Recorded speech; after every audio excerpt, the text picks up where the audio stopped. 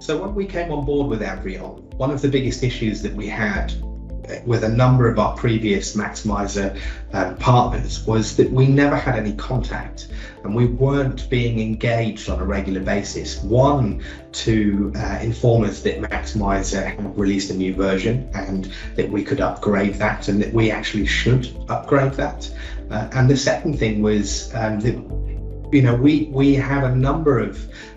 ideas around how Maximizer would work better for our business model, and not necessarily for every business out there, but just for ours. And we never had a partner that was able to provide those bespoke integrations, those tips and tricks on how we could better improve our experience internally with Maximizer. And so when we came on board with Avrion, it was quite refreshing to have both of those things and being able to, brainstorm ideas around what we think would work really well for us and what we think might work really well for the industry as a whole.